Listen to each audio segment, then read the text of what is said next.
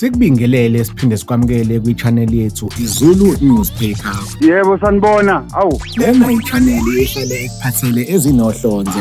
Ngiyalele phela khuluma ngiphathwe ikhanda. Umculi wakuleli uNtaba Yase Dubai usola uBig Zulu ngokuthi akaze amkhokhele ngisho indiblishe engomeni abayenza ngonyaka ka-2020 ethi imali eningi. Intaba Yase Dubai iveze lezi ndaba ekhasini layo la-Facebook lapho eveze khona ukuthi ayikaze ithole ngisho 10 kule ngoma. Intaba Yase Dubai ibhale yathi ayikho into ebuhlungu njengokubuka umjuluko wakho ufunza enye indoda ekubeni wena ohlupheka.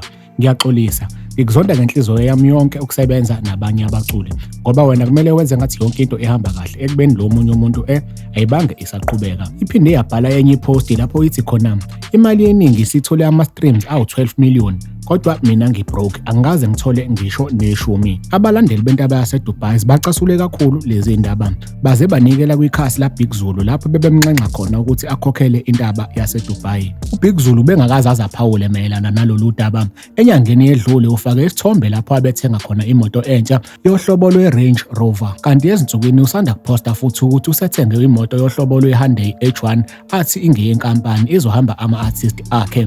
Wembukeli ake sikugoqe lapha-ke besikuphathele khona namhlanje siphinde sikuthembise ukuthi sizolokhu nje seniphakela njalo izindaba ezishisayo lapha kwiZulu Newspaper-ke. Kanti-ke ungakhohlwa ukuthi usubscribe kwi-channel yethu ebese ucindezela u-notification bell ukuze sizokwazisa njalo uma kunomfanekiso ofana njengalo esiwufakile. Ake siyibambeni khona lapho bese sithi nje salute.